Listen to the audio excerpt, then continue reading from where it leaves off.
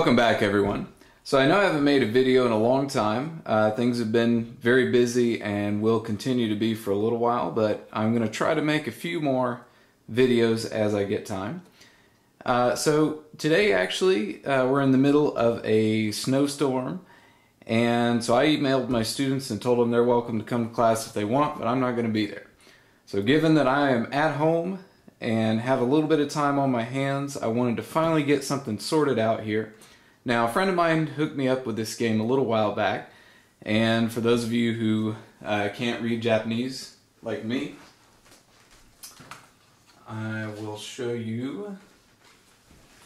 Sorry guys, I should have set this up a little better. This is Mamorukun, and this is a game that was released, I believe, so it's 2008 here. I thought it was a little bit more recent than that, but I guess it is 2008. So anyway, originally released in the arcades for the Sega Naomi system, and it was ported to the PS3 and 360, but I think the 360 version is region locked if I'm not mistaken. I could be wrong about that, but anyway, so it's a nice little walking shooter. Looks pretty cool, and I've been pretty excited about trying it out. Now, it is a vertical game, so of course I'm going to run this in my Blast City, and some of you may recall that I've mentioned in previous videos that the wiring in my Blast City is kind of a mess. So, now it's story time, and hopefully this long and rambling story I'm about to tell you about trying to get this thing to work will help some of you who may have a Blast City or be interested in one kind of think about some things. So first of all, I got the card in, and I thought, first things first, I'll put it in. This is actually a spare Naomi motherboard I had, because I have a couple of other vertical games that I was eventually going to put into the Blast City. So I thought, let's just make sure the cart works, and so I put it in the Net City. Didn't work. Tried both motherboards, didn't work on either of them, and I realized that the problem was the BIOS. You can see this one here, 21577D is not the one that I needed. I needed the most recent one, which is, if it'll focus, maybe not. Yeah, there we go. 21576H. So got that. That should be no problem, and that'll get our game working in the Naomi. So, let's see. I guess the next thing I'll go over is I was going to replace the wiring in the Blast City, what was there anyway. So first things first, you got this guy. This connects to all your buttons. This connects to the joystick. And then this plugs into the cabinet. So I wanted to replace cabinet wiring as well, so I got one of these guys. This is the 60-pin connector that goes into the cabinet, and the main one we're interested in is this guy here, which is for the player 1 controls. So you plug that in, and this actually goes into the back of the the control panel. So you just plug that in, and then this can go wherever it needs to go. You also have player 2 here, and obviously since mine's a one-player cab, this doesn't really matter. And you have a few other things that don't matter at this point. So you got your controls here, and they're going to go into, this is the PCB that will be in a Blast City. It's in all of them. And so your controls will go into here, like so. Or maybe not. Okay. So you got your controls in there. And now what do? Well, you need power, and you need to convert the controls to something that can go along one of these USB style serial cables to your Naomi motherboard. So you've got your power coming in from the machine's power supply, and this is where your power goes out to, well, anything. You can send it to whatever you want, but that's where your power goes out, and then you got your controls up here. So there are a couple ways you can do it. And I happen to have one of these guys sitting around, and so I decided to do things the way most people do in a blast city, which is, we're getting a little crowded around here. So you get one of these guys, which is usually referred to as a 001 loom. And so you can see here, this gets your controls set up. You plug this guy in here, or whatever, we'll pretend that's plugged into there. And then you've got your two power plugs that will go into these two, and that'll get your power out. So you can then send the power straight to the Naomi through these two connectors here, and then you have this JAMA edge. And one of the reasons people like the Blast City so much is that you can actually play, if you have a tri-sync monitor, you can play JAMA boards or you can play high-res boards.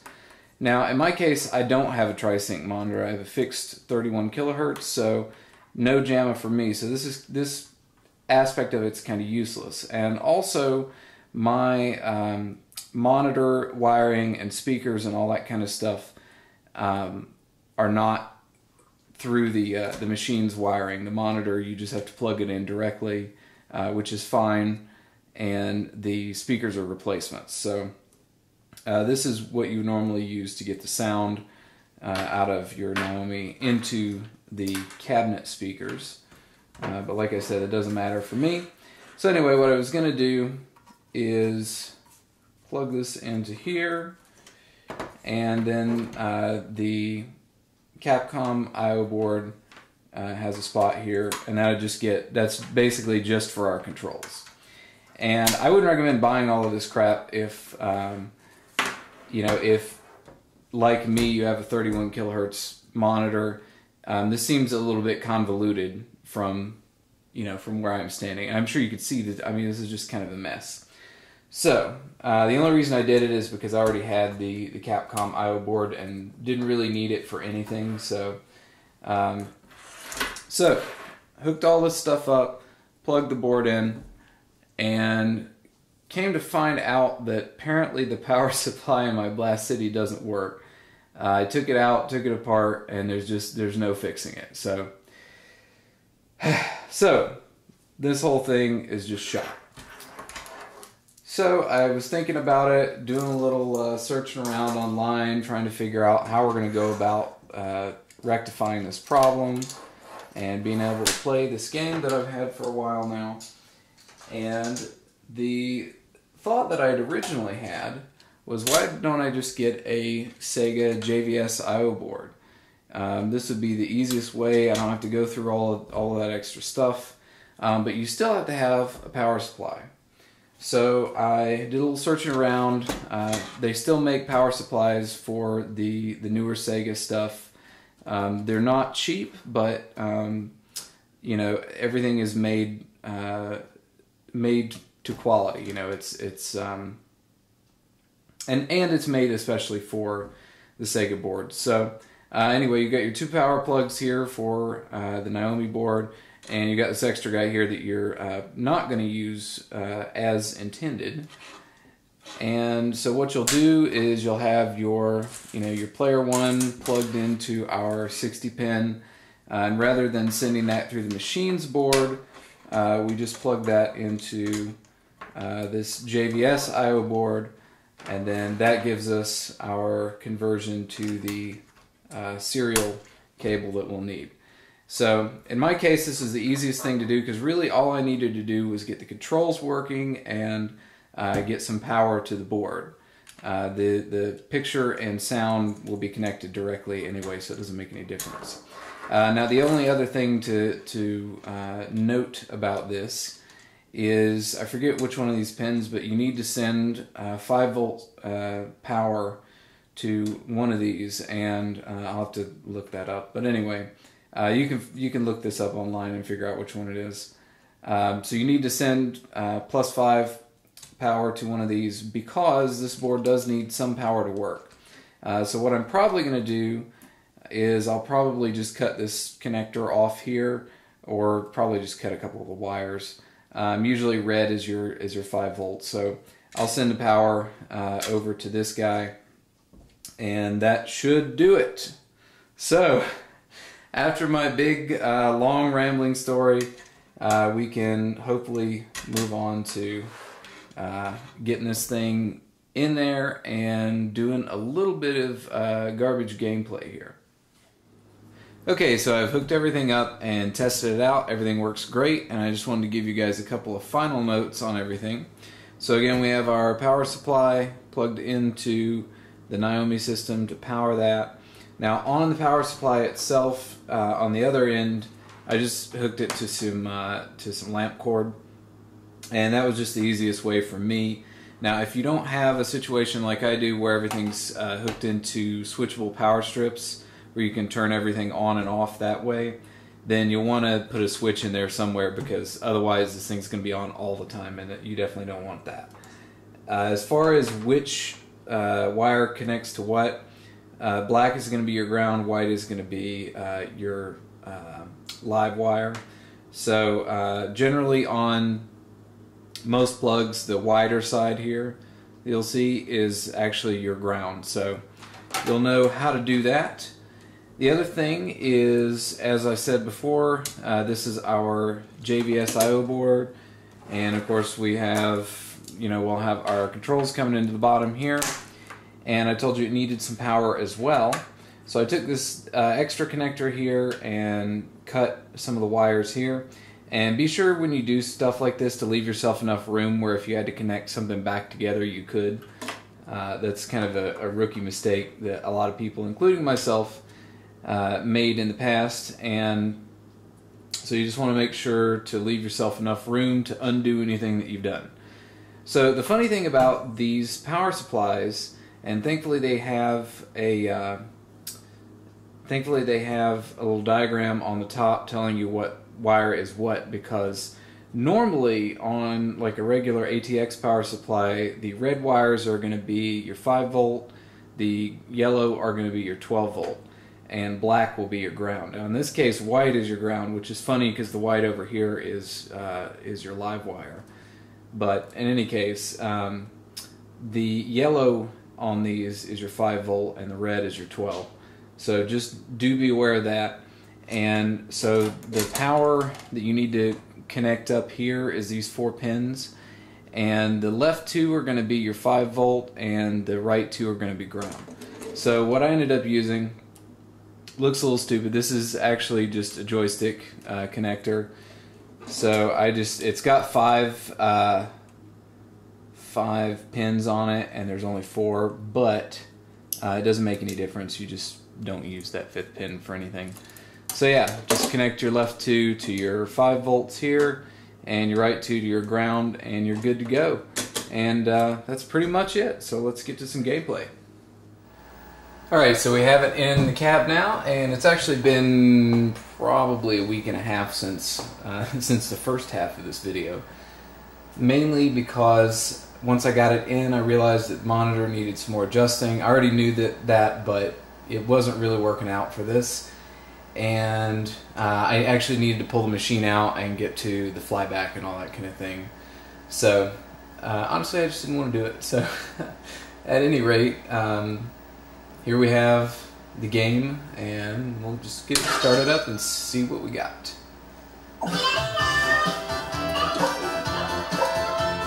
I always play this character all of the 2 times that I've played this because I like the option formation the best. It's got a wide shot, and also it's the only character that doesn't have a really, really obnoxious voice. I don't know what it is with Japanese games and these sort of cutesy characters having to speak in that high nasally voice. So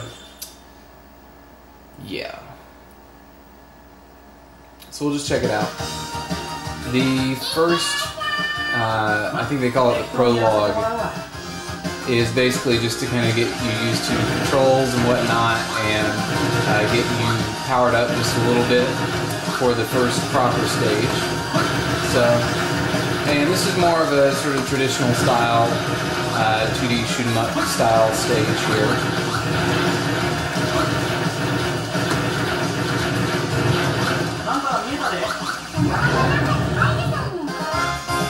So there's that.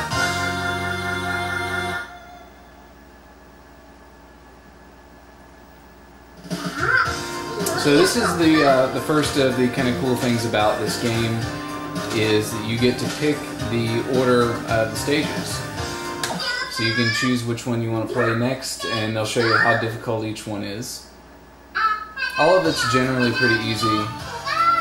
So as far as controls, if you walk around, you'll be pointing in that direction. You can either tap the button so you kind of move along like that, or if you get somewhere where you like, you can just hold it. For me, I just like using forward shot most of the time.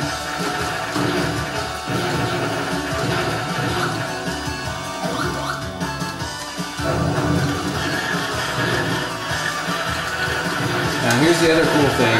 The bomb, which is rechargeable, you can either use it to weaken your enemy's shots, or you can use it if you throw it and then sort of walk into it like that. It actually makes your shot really strong. And that's the way I like to use it pretty much all the time.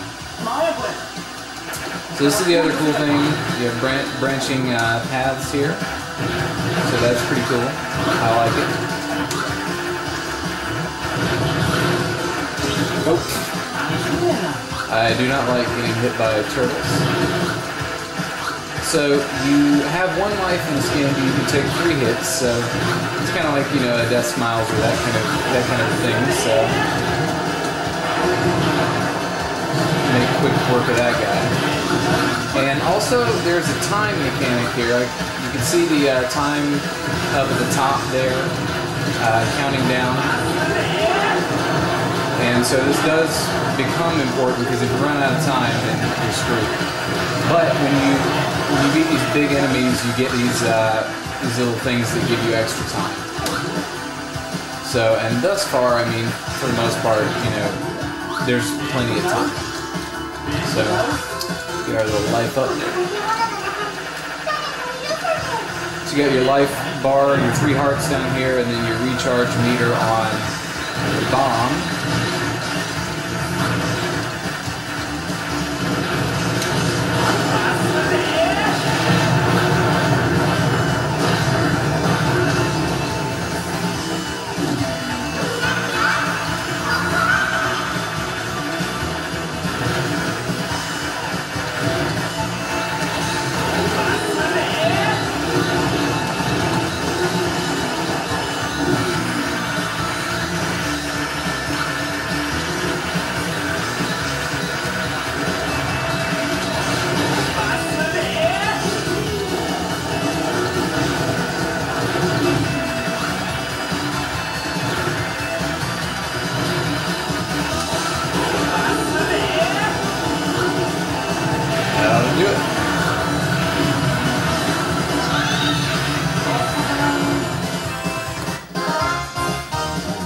Yeah, this is a really great looking game. It's maybe a little on the easy side, but I think it's fun. So, and I kind of like, nowadays, since I don't get to play games very much and kind of suck, it's nice to play some easier games. I actually had a friend over last night, and we were trying to play some different games. I was just showing him some things, and holy crap, it was really bad. I mean, really, really bad. So,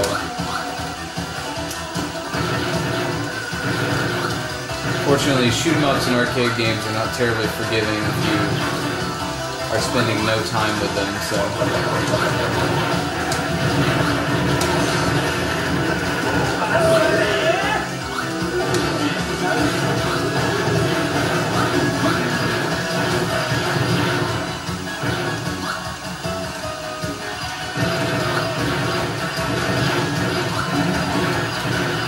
I think this is kind of nice too when you have a game like this that, you know, I think shoot 'em ups to a large extent have gotten to the point where they kind of take themselves maybe a little too seriously. So I think it's nice to have one that's not, you know, just god awful hard and maybe a little more on the forgiving side, and it's just fun. So, And of course, you know I love me some recharging bombs. That's definitely cool.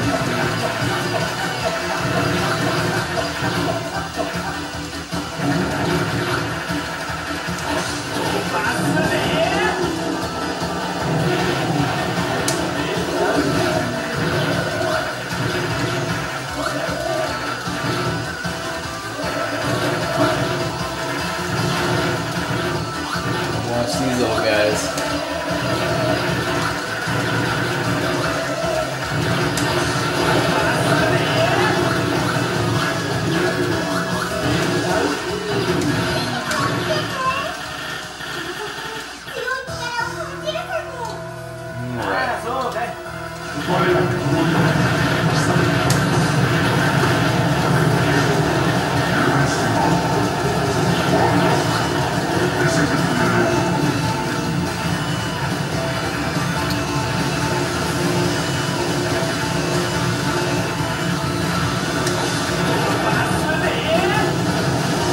Rid of one of these guys at least.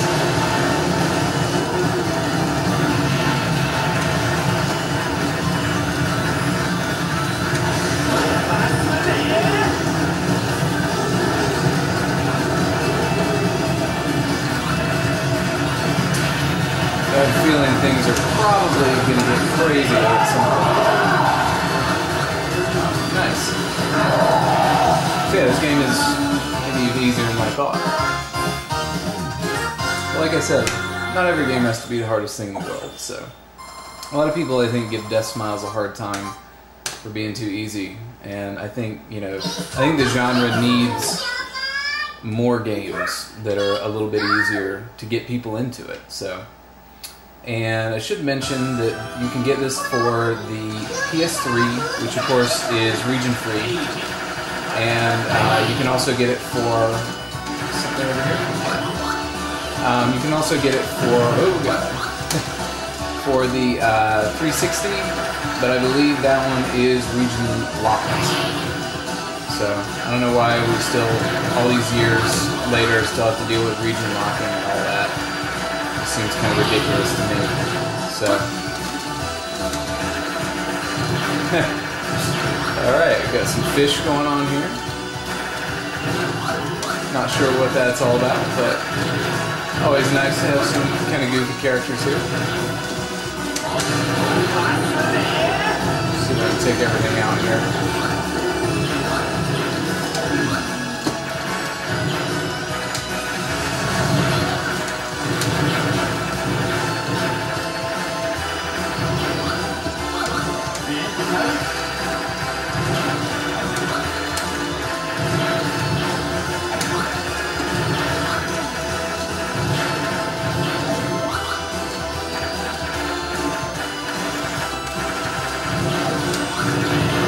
I'm sure these little candy looking things are points, but I'm not really sure how all that fits into everything. So, and I just took a hit, so that's not cool. There are a few moments where I do like the fact that they use various bullet colors and shapes and whatnot, but sometimes I get a little, whoa crap, get a little confused about what, you know, what's what. That's not good.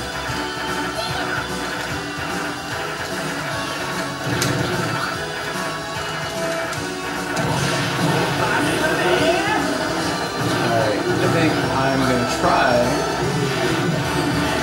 my best to... Okay, so you say I'm just about to run out of time there.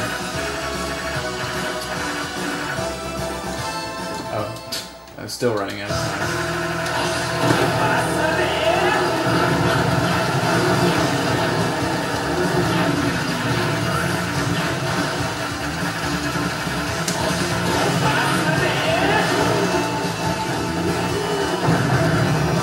Yeah, sometimes when you're doing this stuff for the first time, it is a little, I will admit, it's a little rough to try to figure out what's what. So.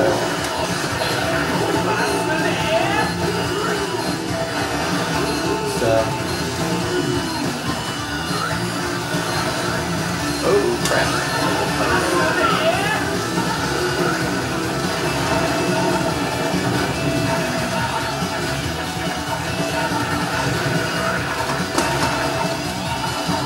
I'm definitely probably going to be toast pretty soon here. Yep. So there it is. I was so close. That's too bad. Alright, so anyway, there's a little bit of a look at Mamorukun, and hope you guys are all doing well, and thanks for watching.